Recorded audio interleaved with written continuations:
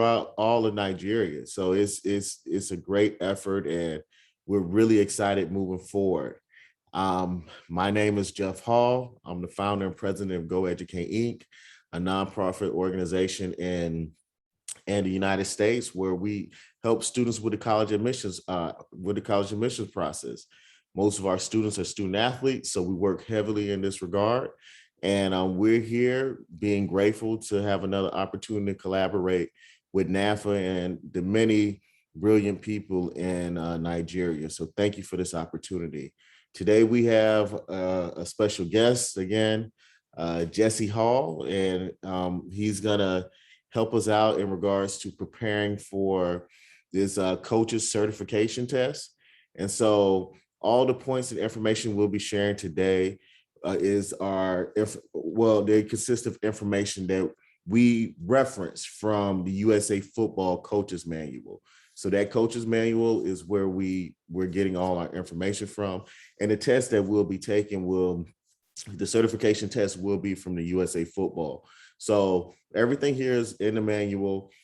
Today, our session is recorded. It will be recorded. And if there's anyone that while studying, they need to go back to reference any points, please feel free to do so once the video is made available to you. But with that being said, we're going to begin right now. But before we begin, we definitely want to open the floor up to Coach Lawrence to say anything. Coach Lawrence, the floor is yours.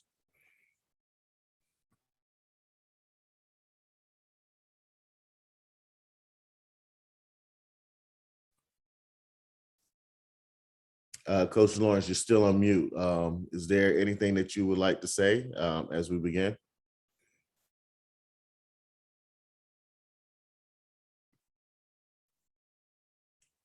Okay, I think Coach Lawrence has stepped away for a second, but we'll have Coach Lawrence speak before we conclude the session. We'll have Coach Lawrence speak before we conclude the session. But with that being said, we're going to pass the floor over to Jesse Hall as we start our coaches training session. Thank you, everyone. If there are any questions, please put it in the chat. I see that there's some questions regards to the volume. If the volume continues to, if there's any issues with the volume that continues to persist, please put it in the chat. With that being said, Jesse, the floor is yours.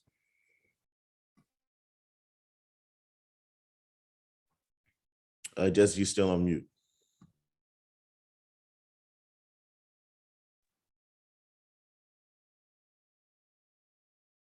Oh, okay. I'm sorry.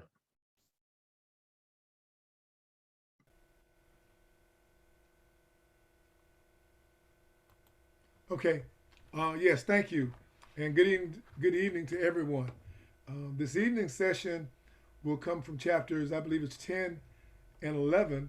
And we're going to try to do our best job to be very, very conscious of the time that we take. But at the same time, we want to make sure that there's a clear understanding. Let me just say this on behalf of the testing process through USA Today. It is somewhat of a tedious process, but the materials that are there, they're fairly easy to comprehend. You just want to make sure that you take decent notes, because at the end of most sessions to become a certified coach through USA football, you have to pass all the exams. And don't fret, because you'll have an opportunity to go back and then review the material if you don't do the job that you should have done in the first place. So just hang in there. Also, understand as we are getting ready to go into today's topic, if I'm going too fast, or if there's a point that you do not understand, there are just two short chapters that we're going to go through, but we want to make sure that you are right there with me. And so if there's something that's not clear, send a chat message, and we'll try to address that situation right then. But also at the end, we'll come back and try and address any questions that you might have. Again, thank you again for being with us, And now we want to just go ahead and start with the screen, Jeffrey, that you have. Ain't no problem, Jesse. I'll pull it up right now. Thank you. The first screen that you should see is talking about managing time. And again, this is chapter 10. Um, time is a time is the capital a human being has. But just remember one thing about time: each and every one of us only have about 24 hours in a day, and so once you lose that time, you can't go back in it to try and get that time. So please understand that time management is of the utmost importance. Managing time. There are two points I want to make here. First one is young people, guys, and young ladies. First thing is that you must be organized. Must be organized. What we're going to do today is we're going to try and share some different strategies with you that comes directly from the book, and also throw in somewhat of a personal touch to make sure that it's not just me reading to you, but I'm also trying to share with you some of my shortcomings, and maybe Jeff has some that he'd like to share. But at the same time, we want to make sure that everybody understands that the job of a football coach is very similar to that of a classroom teacher. And I know some of you might be saying, well, I don't want to be a teacher. Well, coaching football, especially the younger the age group is, that's exactly what you are. You are truly a teacher in the truest sense. So understand that you have to be patient, but you also have to manage the time that you're given. We're also going to share a few management skills that you'll see here as we go through this. If you just kind of look down at that second bullet point there, where it says, arguably every coach who has been successful over time has the skill of using his or her time in a meaningful manner. Again, we all get the same amount of time, but it all comes down to how well we manage that time during the time that we have that time.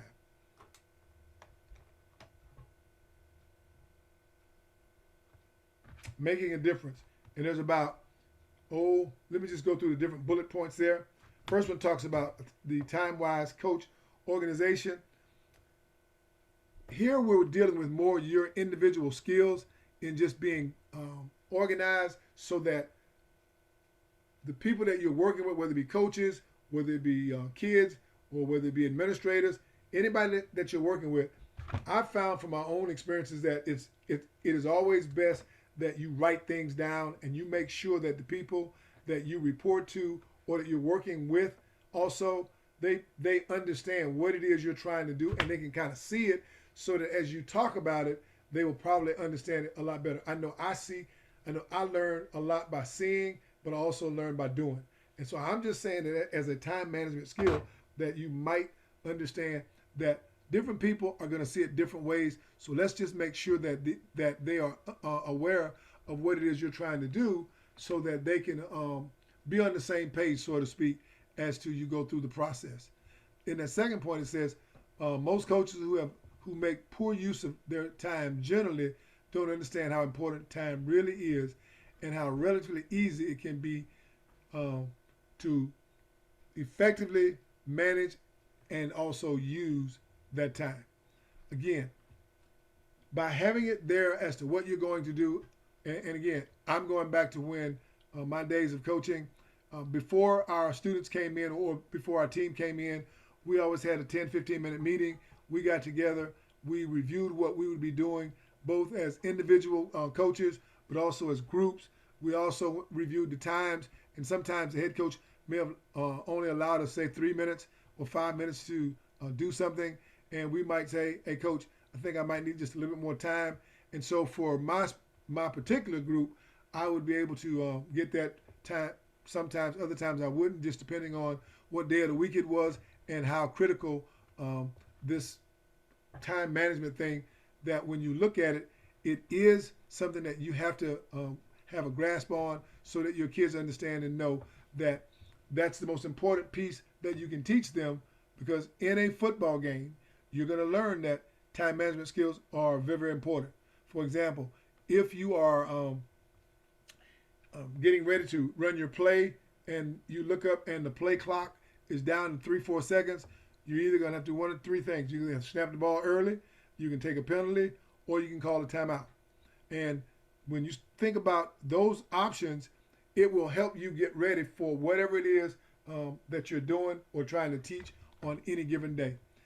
You're going to again, you will discover that the young kids might need a lot more time than what you think. Coaches, also, you want to make sure that you are aware of all of the barriers that you may run into.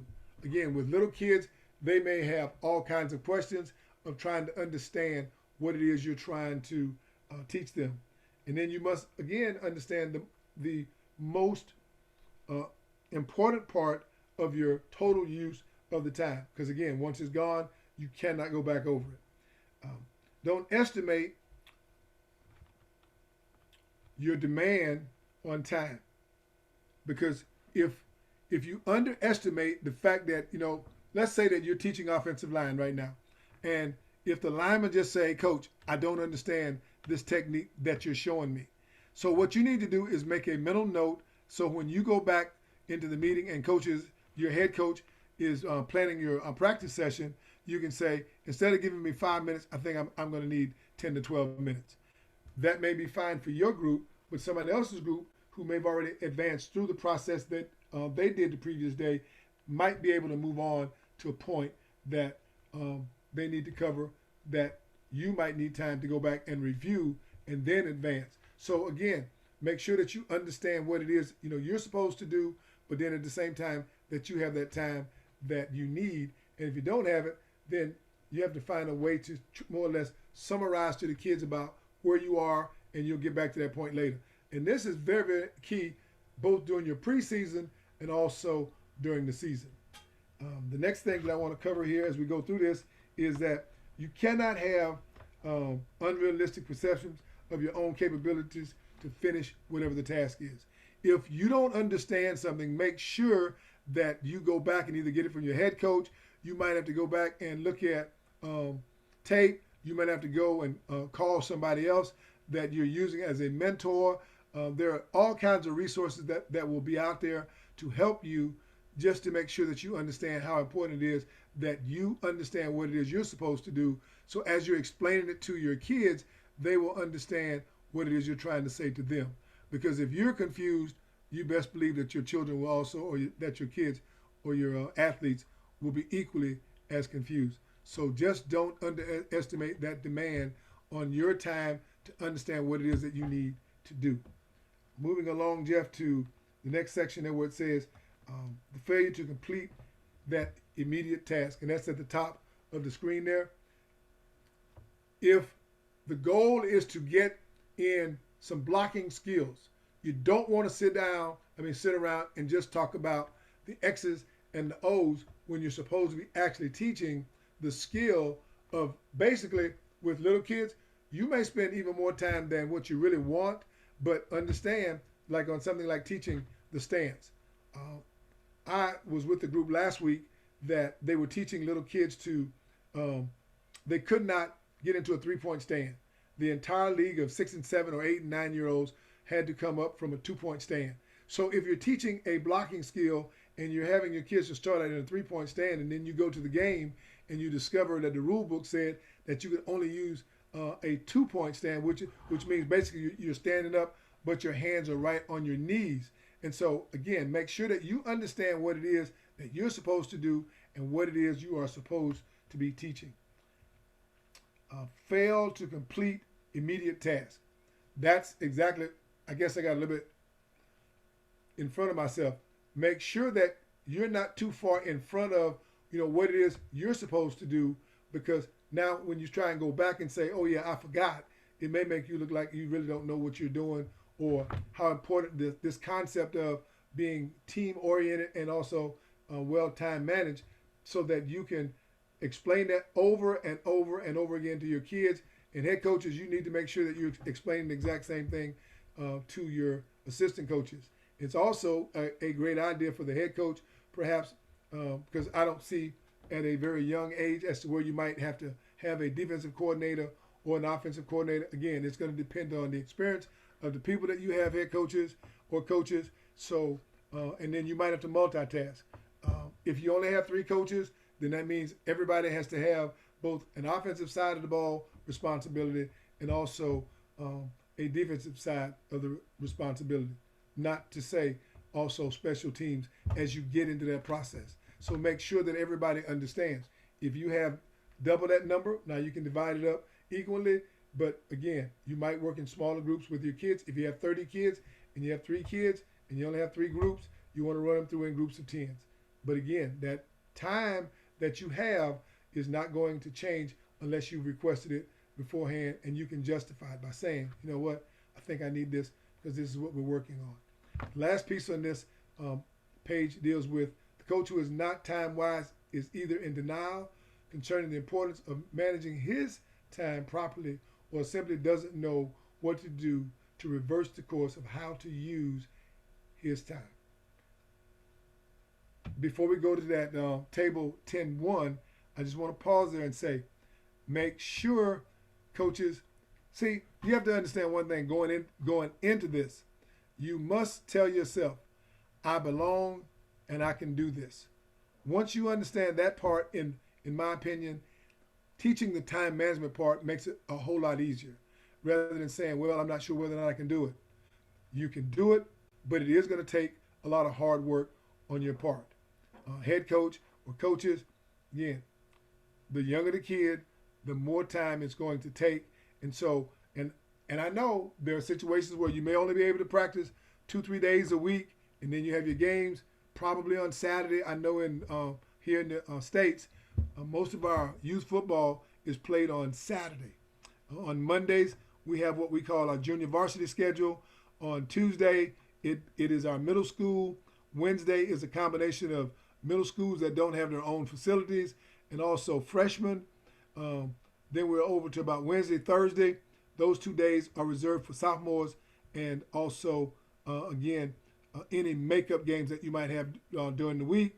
Or you might have varsities that play, and that's those juniors that don't make the junior varsity squad.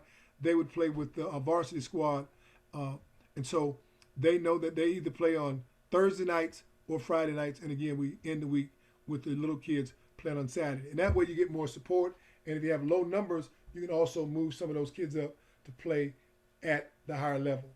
Here in the States, it is not uncommon to have freshmen sometimes on varsities, but we cannot allow seniors to go back and play with freshmen and sophomores. As a matter of fact, both in the state of Missouri and Kansas, we are not allowed to allow seniors in high school to play at the junior varsity level. So again, you can do this time management, but make sure that you understand what the guidelines are for you to accomplish the goals that you need to accomplish. Let's go to table 10-1, and I'm going to share that with you before we move on. Here are 10 common management ideas for you. Failure to develop and maintain a to-do list, failure to set and adhere to personal goals, failure to prioritize your task, failure to manage the distractions, interruptions, and diversions in life, failure to focus on the things that are important to you as a coach. Just being able to say no. No is a complete sentence, in my opinion. There are times that you just have to say no and move on. Failure to limit the busy work in life. In other words, just understand that, you have a responsibility, stick with it, move on with it. Failure to fully understand the limitations of multitasking. There are times that personally I struggle with that, but I also know that when I have to do something, I have to move on to make sure that I get the entire piece done, like Jeff and I had to do earlier today. Failure to adjust your schedule to those times of the day during which you feel most productive and energetic. If you know you are one that needs more time and you can go to bed late, but then you don't have a problem getting up, fine. If it's the other way around, then you have to make adjustments and do what you need to do. Failure to take care of yourself, such as lack of sleep and exercise. An alert mind is a high-functioning mind. Move on, Jeff, to that next section, please. Taking control of time. And they're about, let me just go over. The first bullet talks about being able to relate to problems that are not beyond the control of the coach. You have to anticipate what some of your problem areas might be. And as you go through that process, both as a coach and as a head coach and also an assistant coach, that's what that meeting where you guys, and when I say guys, I'm talking to females as well. I'm not just limiting this to the male gender. This is also to female coaches as well. I want you to understand that it is your own responsibility to voice your opinion amongst the staff about what it is you need to do to make sure that everybody is basically on the same page and also understanding what needs to be done. Please, Jeff, somebody's asking for us to increase the volume, so in the chat. So see if you can make that adjustment before I continue, because I'm looking at it right here. It says, please kindly help us to increase the volume over there.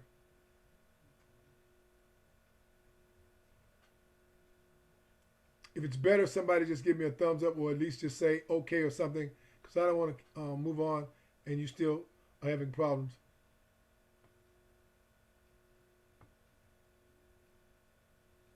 Okay, I don't see anything there, so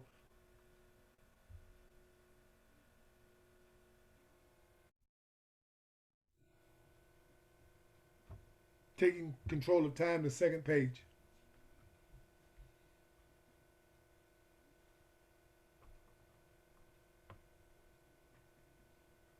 Jeffrey, you still?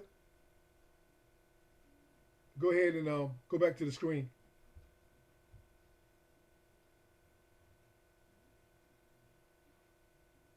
Okay. Time control.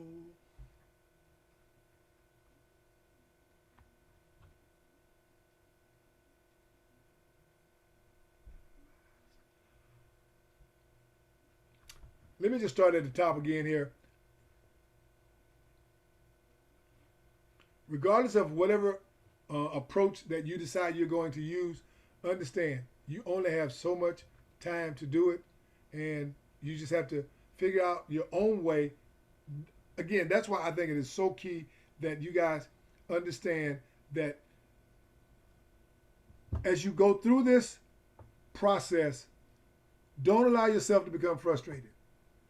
I've gone through this course over the last week myself, and what I'm discovering is that if you're a family person, and again, most of us do have other lives outside of our coaching responsibilities and what have you, unless coaching is your full-time job. But for me, once my wife has gone to bed, we don't have any children anymore. Even when we had kids, I found myself having to stay up late hours to get some of the things that I needed done, whether it was for coaching or officiating, and there were times when I was doing both. And so it is important for you to understand that when you go to practice the next day, whether you're going over something that you've talked about 25 different times, and now you're doing it for the 26th time, because you're in that 26th year and you're going over it, you'd better make sure that you brush up and understand what it is you need to do, because if you don't, the people that you're working with clearly understand that you're not where you need to be. And so you want to take the priorities and then limit yourself to to the fact that the directions that you use for them will help them understand and know how important it is for them to be time efficient, because if not, then they're going to lose control over the entire thing. The last point on this section says maintain control over your work environment. It says he, but I'm going to just say we need to take whatever steps are necessary to sustain that, what I would call, that's listed here, a healthy work environment. And again, you can go back, and if you're trying to take notes word for word, please review this tape, and then you'll be able to see the points that have already been taken out of the book. But as you're getting certified, basically what we're doing is just to get you ready to be prepared for the information that you will see again once you get to the USA part of their certification. Last part there, Jeffrey. Oh, I'm sorry, the next part.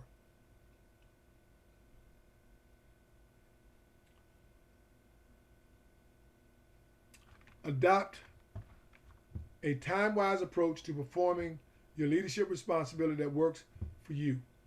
You must have to uh, make sure that as you're going through this whole process, that it's you that's doing it and not somebody else more or less passing you notes or passing you sheets, and then you're trying to just share off of that sheet what somebody else sees, and maybe you don't see it the way that they see it. And there are times that you just are confusing yourself, but also confusing the folks that you're working with. And so there at the end it says, you should keep in mind that becoming time-wise is an ongoing process that requires that you periodically review what steps you need to follow, but also determine what really works for you. And that's the key part that you need to remember. It's okay. In football, we used to say, we don't like to make changes because changes only confuse people. But there's nothing wrong with reviewing what it is you're doing, and if it's not working, to make adjustments. Adjustments in football is something that you do almost every series, almost every play. Because, for example, if a team is running right off the guards, better known as the A gap, and I mean they're picking up 6, 7 yards every time. You know, it's first and 10, now it's 2nd and 4, and now it's first down again, running right up your A gap. You don't want to tell the kids you want to change your defense. You need to tell those kids so that they understand we have to make this adjustment. We might have to move those two inside tackles closer to the shoulders of the center so that we can control that A gap. Now, when the offensive team sees that, and now let's say it's 2nd and 6, and then you go from 2nd and 6 to 3rd and 8 because you were able to stop them and then cause them to lose 2 yards or whatever. Now the pressure goes back to the offense to say, well, okay, they figured out where we're going, so now we need to make our adjustments on the other side of the ball. Those kinds of things that you do as you go through your time management skills, you're going to understand that it's important that you really understand what works for you, but also why it works for you as you make those adjustments and not necessarily those changes. Go ahead. Next slide. Having a time plan. Time planning to manage the team is an effective time-wise management tool. Here again, going down to the bullet points there, you do need that daily schedule that I talked about earlier. You need time to look at the assigned task. There are also deadlines, a scheduling calendar, restrictions, if appropriate, on the amount of time spent on a particular task. All I'm really doing here is just basically reviewing some of the things that I already talked about, but let me just finish it. A method for tracking the time devoted to doing a specific task, a commitment to batch or put together similar tasks, a cutoff time when appropriate. If the time spent doing a task exceeds the time that allotted, you might want to go back and take a look at why it's taking so long. And then the last one would be a degree of buffer time between tasks should one task take longer than planned. Because again, nothing should be just, it is, now, as you move up with the, I would call the hierarchy, to where you're going to be working with older kids and they're going to be there with you from 3 to 5 o'clock every day in practice, and you know that you pretty much got your schedule. You might have a little tighter schedule, but if you're working with those 7, 8, 9, 10-year-olds, a lot of times it takes them 15 minutes just to get their howdy-doos into their 25 different new teammates. And so early on, don't become frustrated. Just, you might put some of that time into that schedule as you started with those younger kids so that they understand, okay, today we had 10 minutes. The next day we might move it to 7 or 8, all the way down to where you're going to be comfortable with maybe a 3-minute, what I would call get-together time, where they kind of find out how everybody's day's gone, and then that way you can move on and then understand that you still have that same 1 hour and 57 minutes left to accomplish the same goal that you would have accomplished on any other day.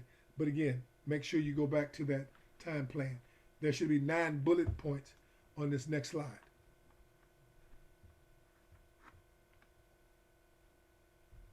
Nope, I'm ahead of myself again. This is the, oh no, I'm sorry, I just covered it. I didn't scratch that off. Go now to the 4 Ds of time management. That's the next thing. Here we are. Do it sooner than rather than later. Delegate it. You can always have somebody else to do it, head coach.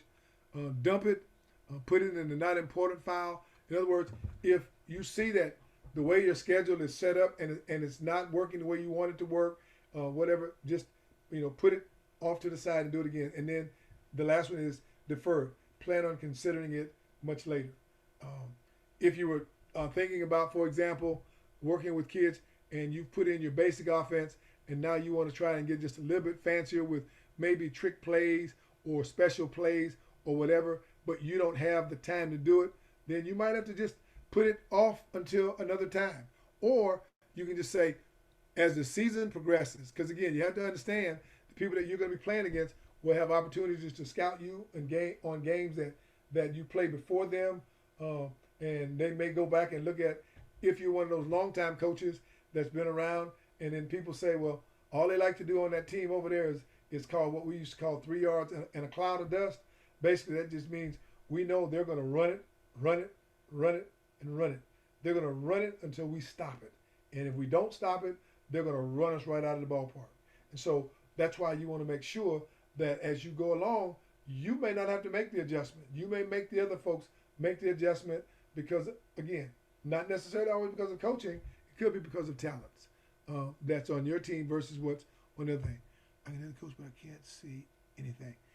Somebody's saying, Jeff, that they can hear, but they can't see anything. So I don't know if they're talking about my screen. That should be on the diagram 10-1, D's of time management. Again, if you can't see that particular screen, that's the one that we're on right now. And if you see it, please let us know before we move on.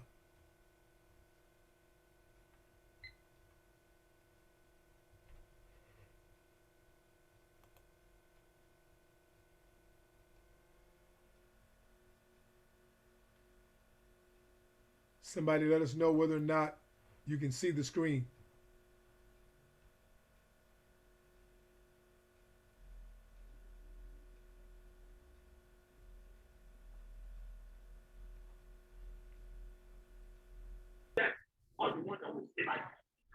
Could Jeff, that problem was not a general problem because we could see from here, from my end.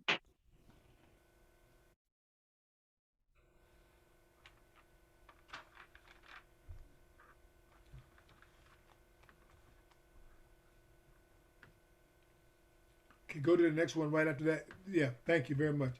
Time management from the gridiron.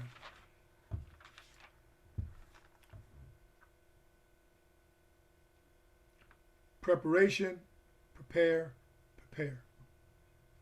Again, preparation, key. Because if you don't prepare, then, and I don't want to sound like a broken record, but if you're not prepared, then your coaches, the players, and come game day, the parents and the other coaching staff is going to pick up on something and say, you know what? Those guys or that group over there, they're not very well organized. They must not make very good use of the time allotted for their practice sessions.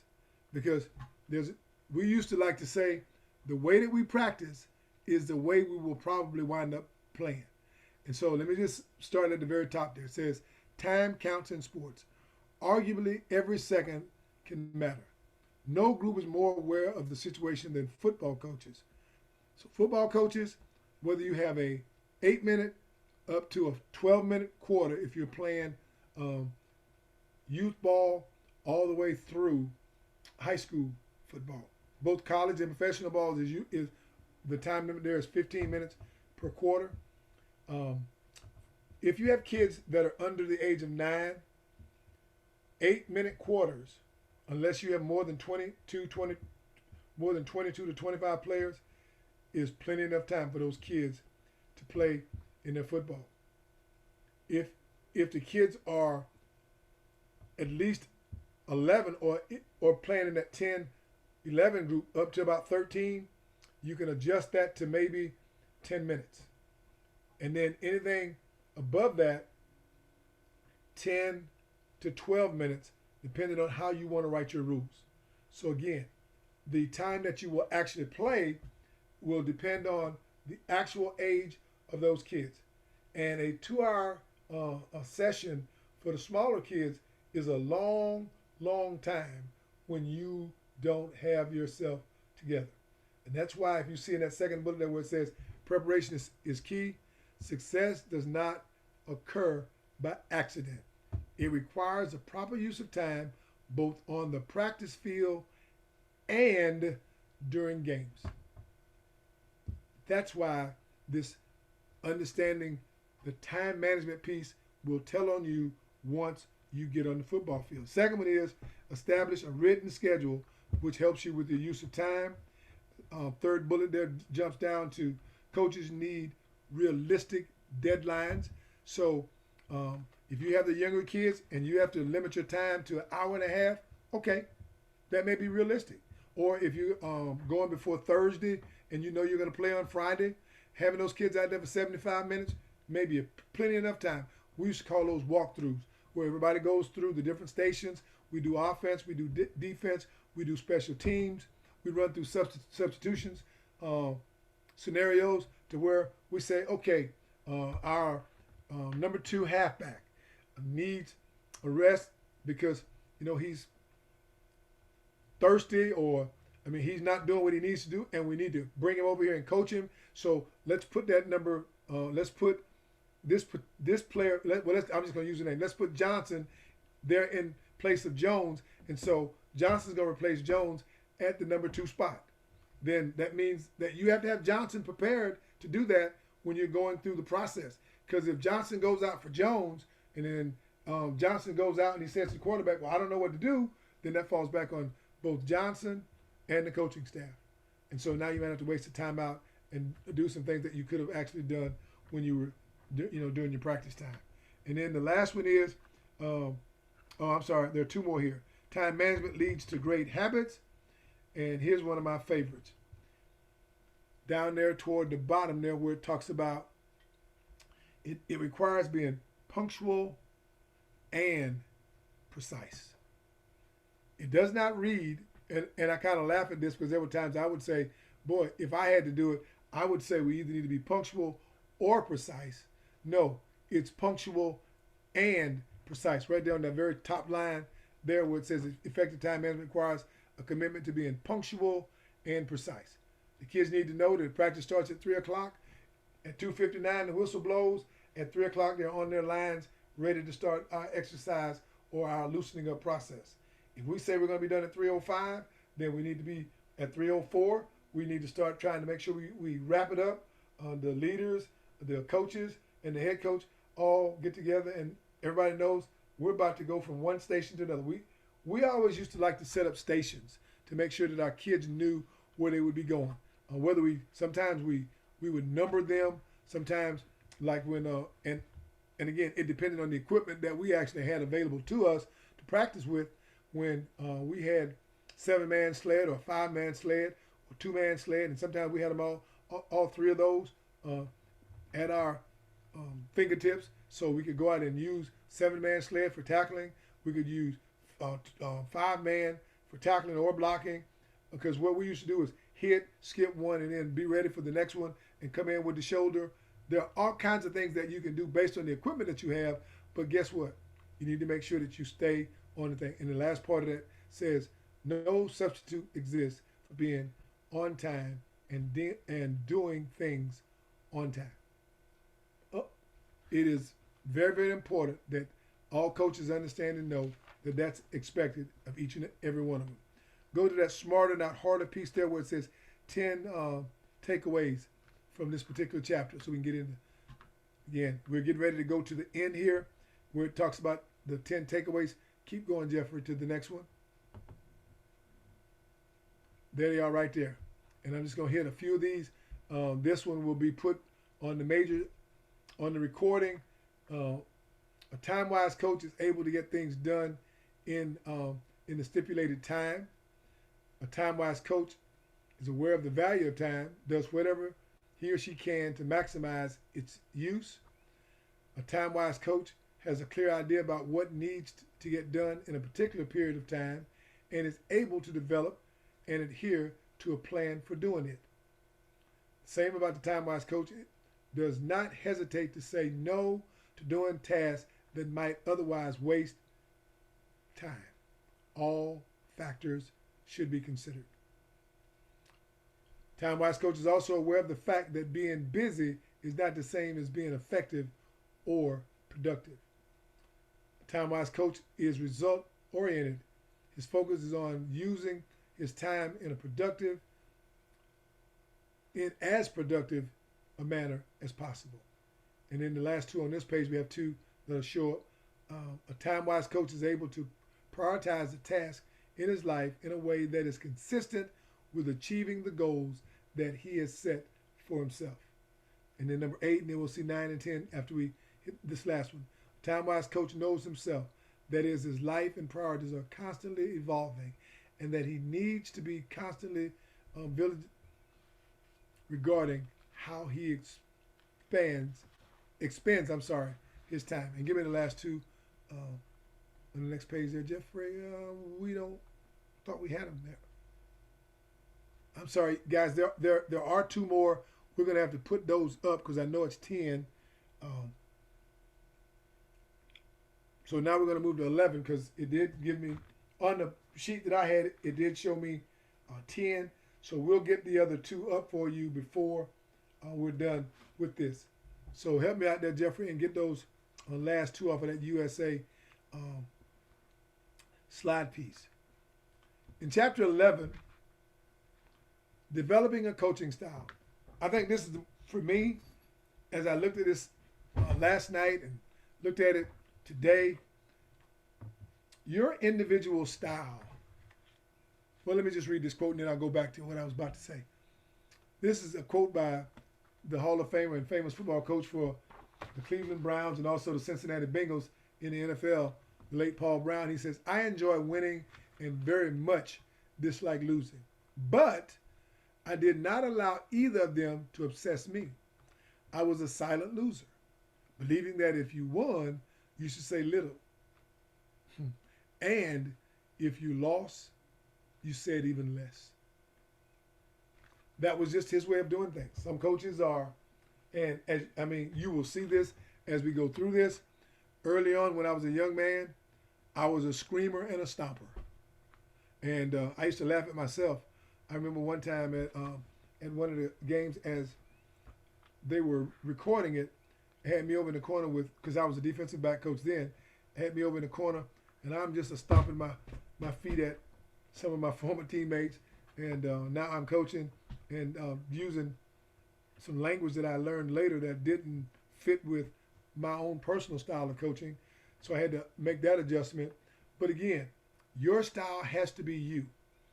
Things have changed, as I think we talked about last week's session, to where there used to be times where you could go back to those old days to where you could put your finger in a kid's face, push him.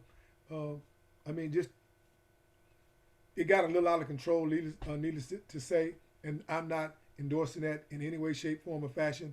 I'm just saying, basically to you, understand and know who you are as you develop your own style. So be yourself, and then Jeff, go to that next one where was probably going to tell me the points with dealing with the coaching philosophy. Yeah, there we go. Every coach has a coaching style that is essentially a reflection of his personality and values. Some are aggressive, others are conservative. Some coaches are highly vocal, others are relatively subdued. Some coaches are characterized by a win-at-all-cost attitude.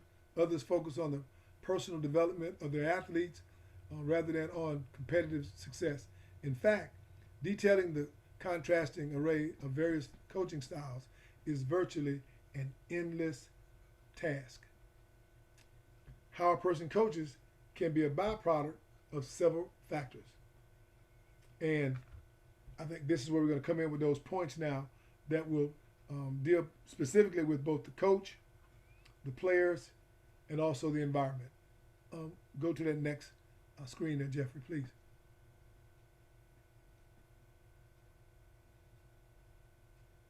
Examples of reasons why some individuals coach football: to engage in a sport or profession or professional endeavor that they enjoy, to improve the community, to work with youth, to make a difference, to be an integral part of the educational process, and just to be called coach. Now I think we're on that next screen. I didn't scratch out again, particular guidelines set by the coach. But go ahead, Jeff, to that next point and make sure I'm caught up again. Points for coaching. Next screen, please. Do we go backwards?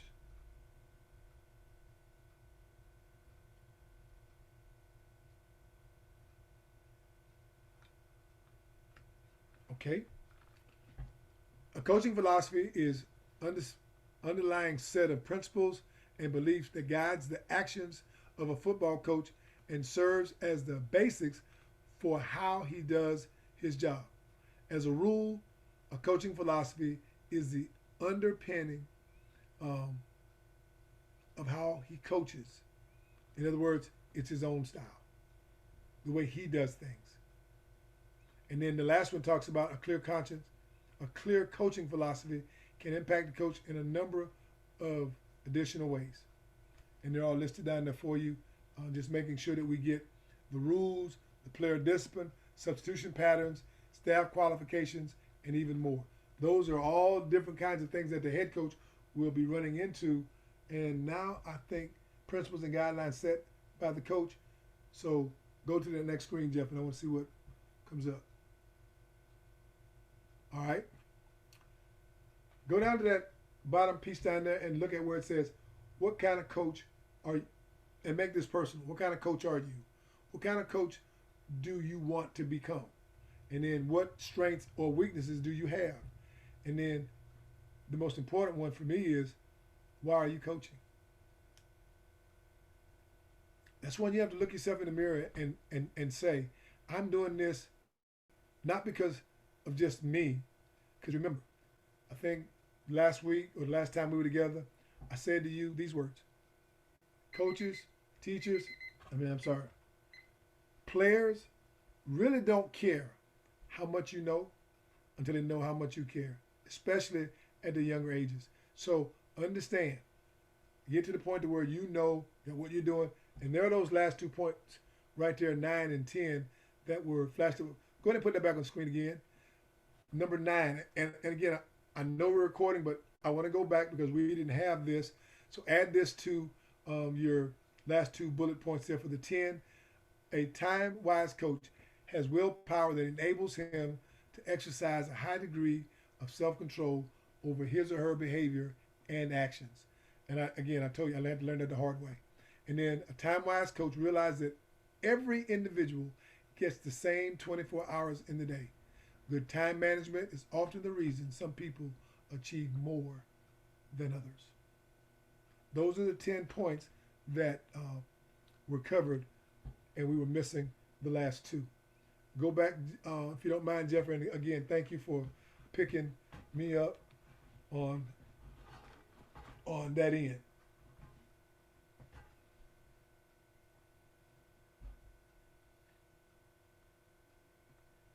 Again, I ended with the fact that I said to you, coaches, players really don't care how much you know until they know how much you care, not just about your team, but about them.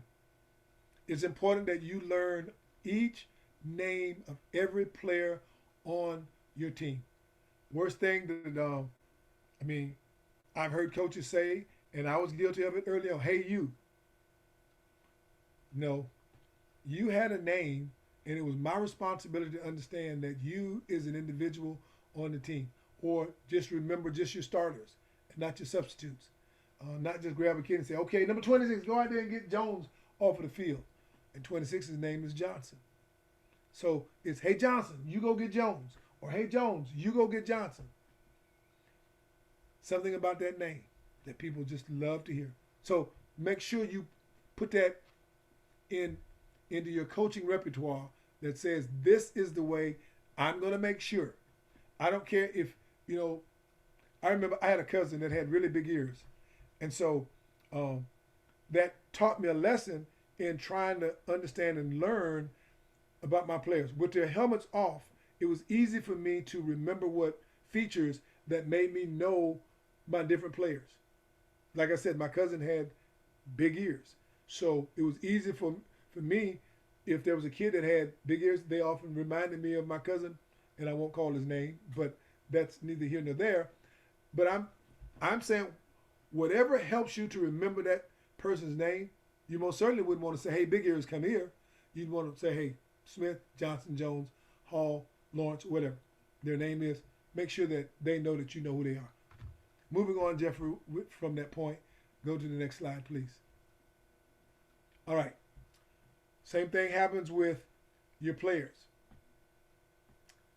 Make sure that you go through the process of saying, because a kid, you might say to them, or they may say to you, why are they playing?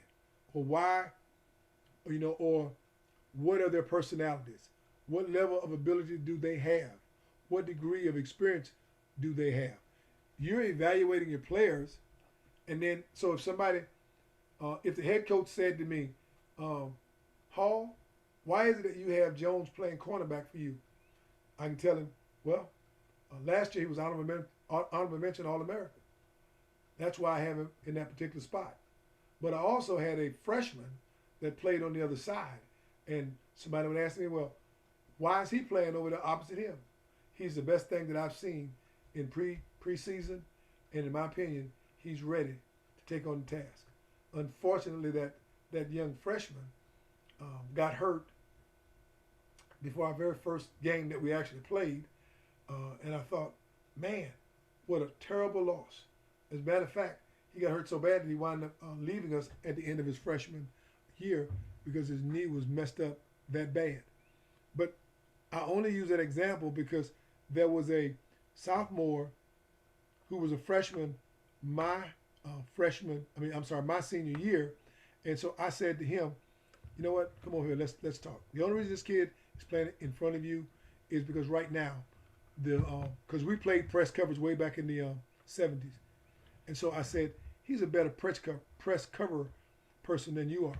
So what I want you to do is don't concentrate on that press coverage, because you're going to be on what we call our weak side.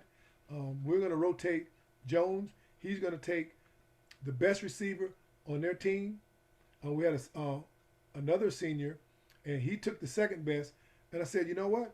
But you're going to play, but you're not going to play press. You will be off the ball 5 yards, but we're going to teach you techniques that we believe that will help you do the job for us. As it turned out, everybody was happy. And so sometimes you have to make sure that as you go through this process, you can explain to kids why somebody may have whatever they don't have, or why they are playing and then they're not playing.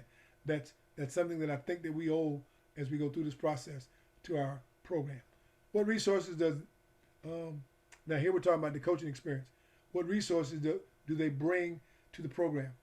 When I got hired right out of college after my senior year, one of the things that I was halfway decent was that I was a pretty good talker. Okay, let me just see somebody wrote in there. Oh, okay, so they're talking to somebody on the chat line. Thought it was coming to me. One of the things that my head coach said to me, he said, Hall, he said, I want you to understand why I want you on this staff. He said, number one, you have a good rapport with our players. Number two, you're an honest individual. And he said to me, having the rapport that you have and your honesty, he said, other things we can teach. He said, well, we already know that you are very vocal and you have a decent way of relating what it is you want done to your players. And so we know that you can separate friendship from now what we call the business of the game.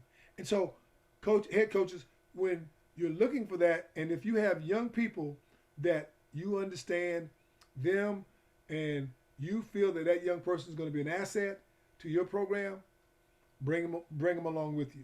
But you also need somebody on the other side of that is going to be seasoned enough, whether it be male or female. I mean, in today's society, you know, if you get to a point to where you know you only got 3 or 4 spots, and you've got, and I know I can say this, but most people, because I'm not doing the hiring or the firing, I can say that if everything is probably equal, and I have a female coming in, and there's a guy that might be at the same level, because women are so far behind, in my opinion, in this game of football, I would probably give that woman the edge based on the fact that everything is even.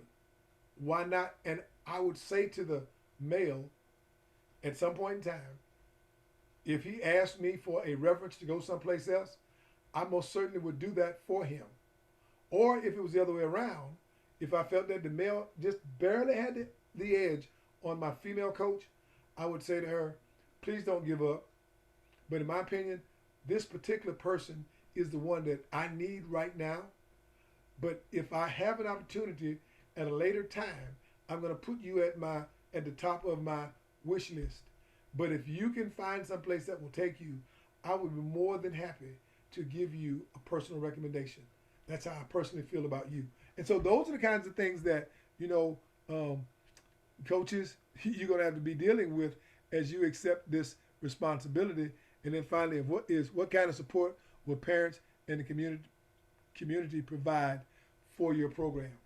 It may mean that they might go into their pocket and support you financially, but it also may mean that they might have to help you with pregame meals. I remember our first year at the African Centered School over in Kansas City, Missouri. We had a parent group that, you know, bought us hot dogs and stuff after our ball games. And so, because I mean, we didn't have a very big budget.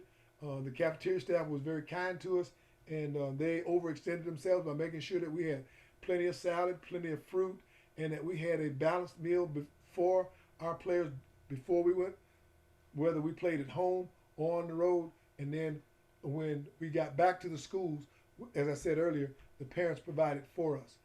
There were also people that contributed financial funds to help us. I think I also shared with you that there were other schools, knowing that we were a startup school for a new football program. And trust me, when you're a new startup football program, everybody wants to play you. Everybody.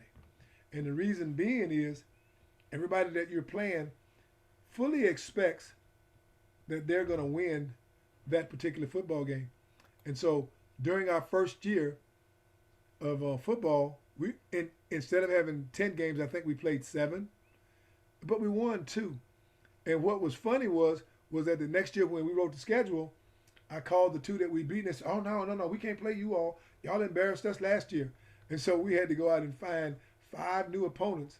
And so second year, we still won 2 games because the 2 that we had beaten earlier that we were kind of counting on to come back didn't come back. Anyway, so much for that. Let's see if we can't go on to the next one. 11 building blocks, I think, is going to be the next one, Jeff. Yes, it is. Be yourself. I'm sorry, it's chapter 11. These are the B's. Be yourself, be committed, be positive, be balanced, be flexible. Also going through there, so yourself, committed, positive. Scroll down, Jeffrey.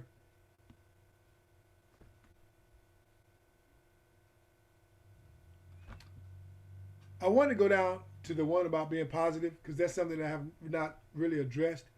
And so I want to take just a few minutes to address that. We have about 6 or 7 minutes on this session, and I want to make sure I stay within the time that they've given me. One of the most important things a head coach can do is to adopt a positive, I call it mental attitude. His staff and his players will respond better to that positive mental attitude than to that negative attitude. Be prepared.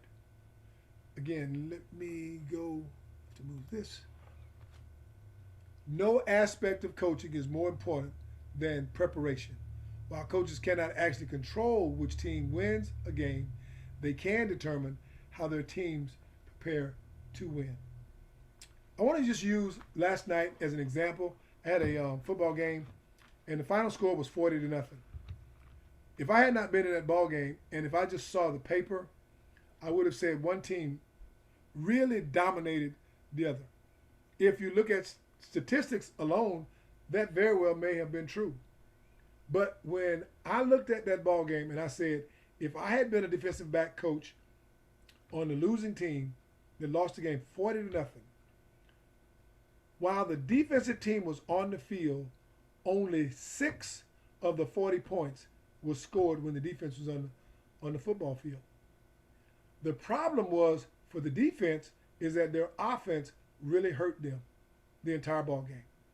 The offense gave up 3 return either fumbles, I think it was 2 fumbles, and one was an intercepted pass, and the other one was a punt return by the specialty team, and the last one was a forced fumble that they returned.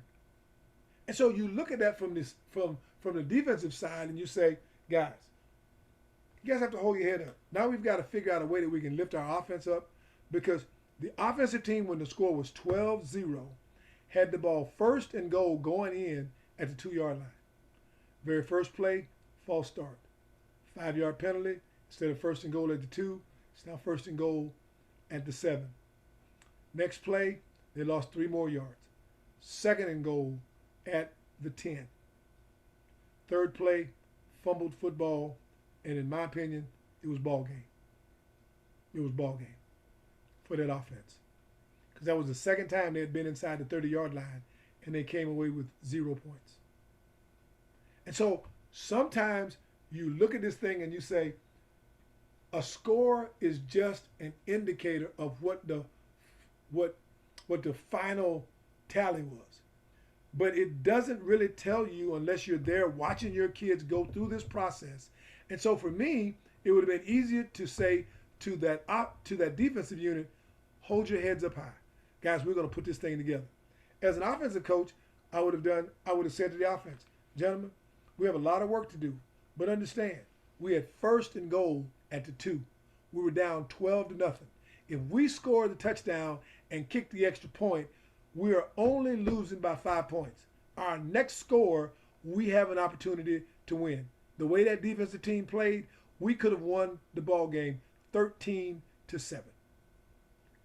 That's just, 13-12. That's just one way of looking at it, so that you can go back and say to your team that, you know what, guys, we had them just where we wanted them. Unfortunately, we let them go. That's where the preparation comes in, organized so that you understand, what resources that you have, so that you might be able to call a mentor or call somebody and say, what do you do when, and then you explain the situation and you go on from there. Understand, as a coach, you're accountable to the people that you work for, people that work for you, to the players that play for you, to the school, if that's what you're representing, or to an organization that's sponsoring your youth program. You're responsible for all of that. And then finally, be focused. And I've got about a minute, but I think I've got a little bit more than a minute worth of material to cover. So Jeffrey, let's go ahead and turn it over to the next few. Go to the next slides.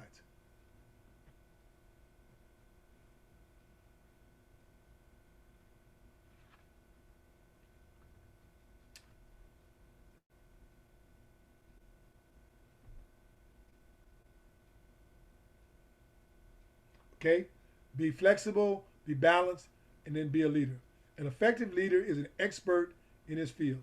His actions, again, man, just the confidence and the respect that you get from those when all of those pieces work for you. Just amazing. Also, that effective leader cares about people and he treats them, and I don't know if I like the word fairly there. What I like is that the word that, because I don't think we can always be fair. We can always be right, but I'm not sure we can be fair, because I'm not even sure what fair means. And so you want to make sure you treat people right. You want to treat them like you want In other words, if you're the head coach, and if you at one point was an assistant coach, and most of head coaches have gone through the process, just remember how people treated you when you were in the position of the people that you now are the leader over, and you're training and teaching them to become leaders. And that's exactly what we're doing with our football team, is that we're training future leaders. We're training young people how to understand how to overcome adversity in life. We're training them to be prepared for life. But we're also preparing them to understand there is no long guarantee as to how long any of us will be here. And that's not something for young people to worry about. Always understand, you being a part of a sports organization or a sports team has been one of the best things that I've ever seen. Because I can go back and I skipped one. We're up at the top where it says be balanced. Without question, coaching football can be an invaluable experience. It should not ever be totally consuming. The coach needs to be balanced. His family, his life, whether it be family, friends, faith, all of those is a part of who you are. Because young people, as I get ready to end this session, some of you may or may not know that for the last week or so, I've been sharing with a good friend of mine who lost a daughter. Still not really sure what caused her to depart this life. But one of the most encouraging things for me and my friend, as we have shared throughout the week, is that we understood that individual, his daughter, knew who she was. And she had a purpose in life. And you want to make sure, football coaches, that that's what you're stressing over and over again almost every day. No, we're not doing it and saying that you need to go to my church and none of that kind of stuff. But you want to let them know how important they really are to both you and the program that they're representing. I'm not preaching. Now I need to go to the next session, because if I was preaching, I would ask somebody to get me a basket and pass it around. That's just my little joke. Move on, Jeffrey. All right. We're at those examples there, and I believe there are. All right. Examples of things that a coach should know. He or she is in charge of the program. I can stop right there. Head coaches. It's your responsibility. Coaches, it's your part of that program. He or she will have an impact on his players. Can't express that enough to say that they need to be able to see that in you. He needs to be who he is. Faking it never works. They don't care how much you know till they know how much you care. Finally, C, he needs to accept the fact that everyone's time is valuable. No one's time, player coaches, should be wasted. He needs to act like a professional, not sometimes, but all of the time. I stopped at a store the other day, and I had my referee uniform on, and I purchased a few items. Matter of fact, I kind of cheated on my diet just a little bit. I bought a slice of pizza and one of my favorite drinks that I'm probably not supposed to drink is, by the way, just for the record, it's an orange cream drink.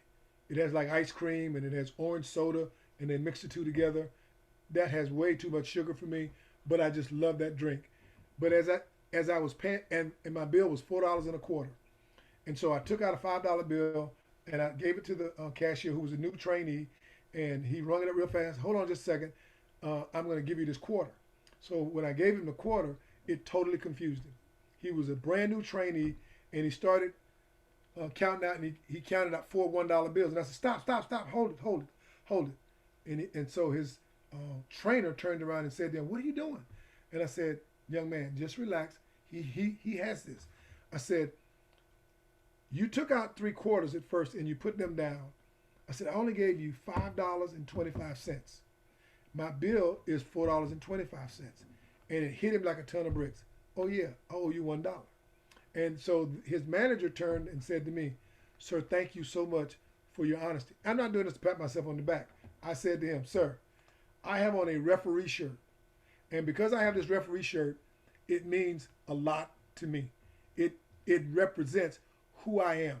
So if you go into a place and you have your, and I'm saying that to say this, as a coach, if you step into a place and there's an opportunity for you to set the example for young people, that's exactly what you need to do. You need to make sure that you are doing what you need to do as the professional and you are acting in a way that gives total credit to the entire profession. And kids might look at that and say, that's what I want to do for my life. Or I want to be like Coach so and so and so. Here we go. He must have a plan for success. He defines success and should involve more than simply winning. Winning is a lot of fun. But seeing young people mature and grow and become the people or individuals that they were designed to become, and you and I sometimes can help shape and mold that by being the good, I suppose I could use the term Samaritan, or the good person to lead and point them in the right direction. Finally, he or she should surround themselves with good people as staff members. Remember, it's your staff. Around yourself with great people. And it needs to have a purpose for everything the players and coaching staff members do. Why do you have Jesse Hall as your defensive back coach? Why do you have Coach Lawrence as your offensive coordinator? Why do you have Jeffrey Hall as your kicking specialist? Well, because obviously you saw something in them that says that's what they're going to help you with, and they'll go from that point on. He needs to be values driven. No substitutes exist for adhering to a code of conduct that is based on ethical principles. Again, we're not asking for Bible scholars, but we are asking for individuals that can differentiate between right and wrong. And they have a good understanding as to what right and wrong is. Sometimes what's right for me may not be right for somebody else. And that's why over my years, I've always said to young people, do not allow me to have you go home and say to your parents or whoever you live with, well, Coach Hall said I need to do it this way. I don't feed you, nor do I clothe you. I will try and support the values that your parents have already established within your household. But understand, I'm definitely not going to do something that goes against the things that they have taught you. So much for me on that, because it's not about me. It's about us doing the job as coaches and also as officials and even administrators. Go ahead, Jeff. I think we've got a couple of more and we'll be done. And I'm about 5 minutes over. Apologize for that, but I get carried away every once in a while. Jeffrey, go ahead and turn it. But as I look at my time, I think I'm okay. There are the actual 10 takeaways. We have 5 of them on this page or all of them on this one page, Jeff. Can you scroll up so I can be sure on the 10 takeaways?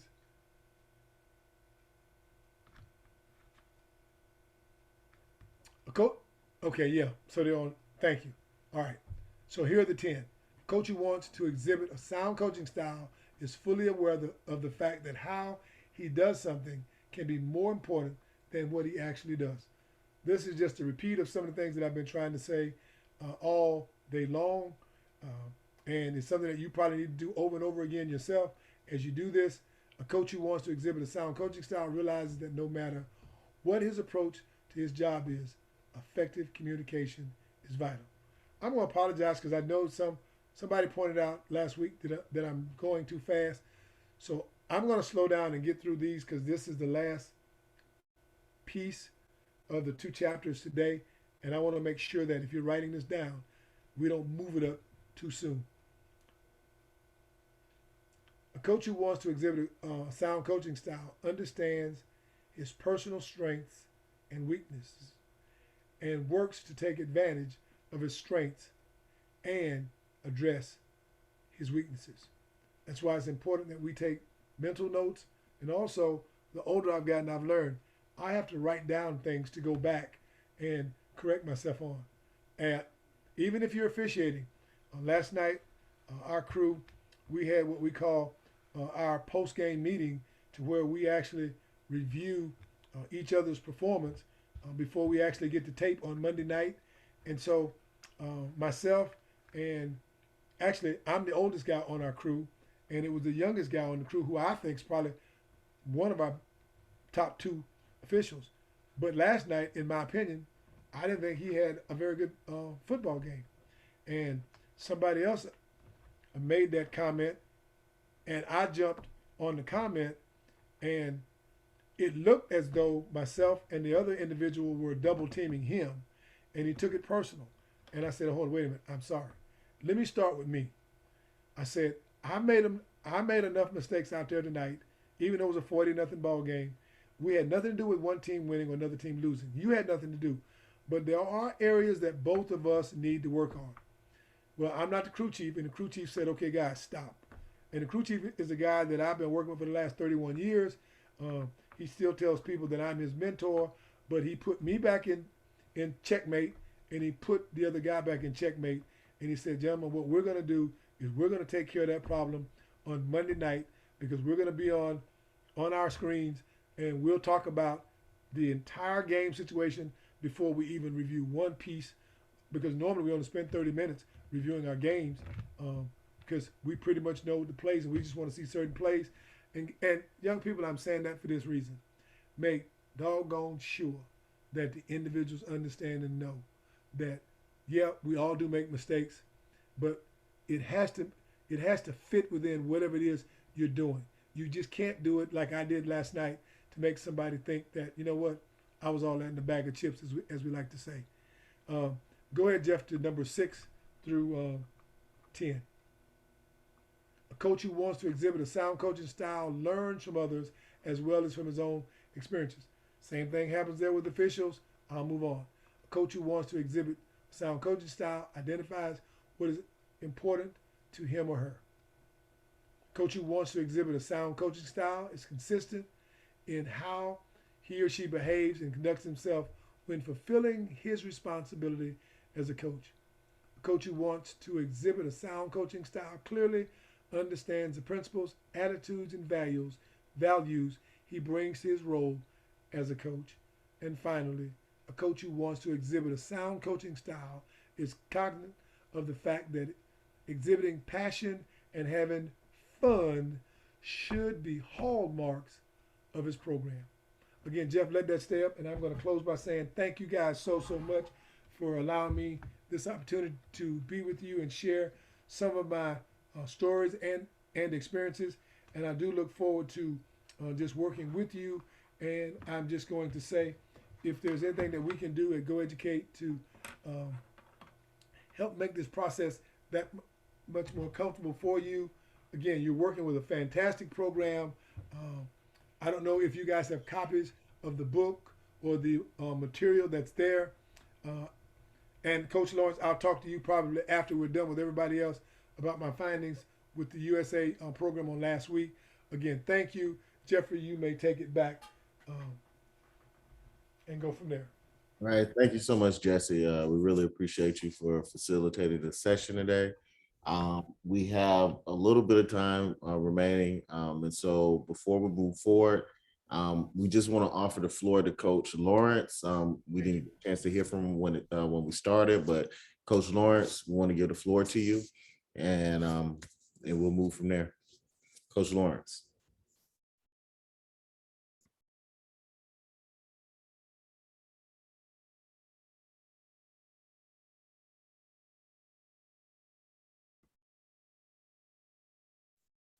Okay, it appears. Okay, sorry, I'm here. I'm sorry. I think I had issues on muting. Oh, okay, we can hear You you. want me to say something? Yes. Coach Lawrence, is there anything you'd like to say? Yeah, I think we just need to quickly address the fact that so many people are having issues with your network, but it's not a fault from our hand. I think it's an individual problem most of the time. So we just need to reboot our phones most times, so everything will reset, and then we can log in again. And I'm sure that will resolve the issue.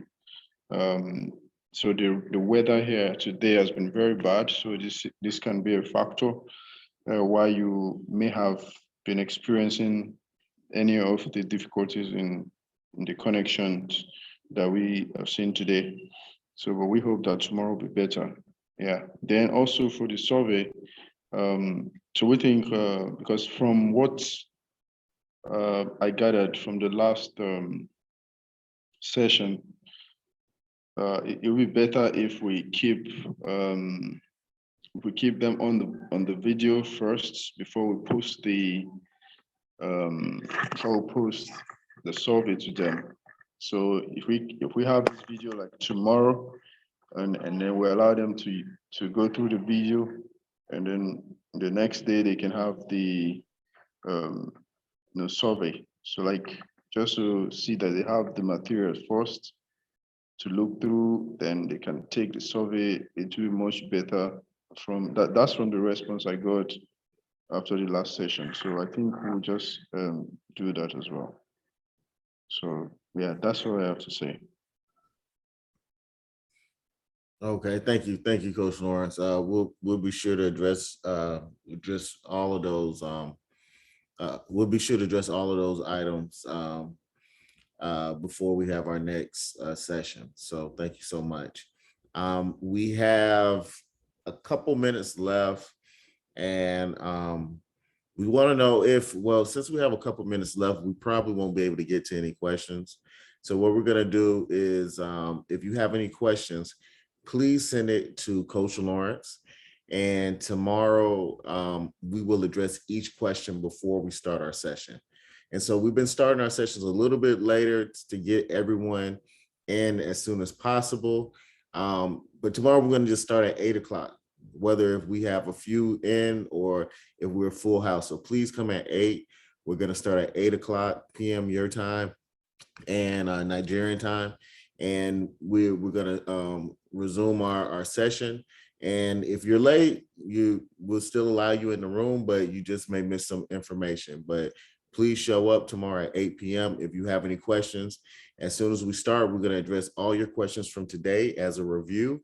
And then we're going to resume into chapters 12 and 13 on tomorrow. So with that being said, thank you all for joining us on this evening. And we'll see you all tomorrow at 8 p.m. Thank you.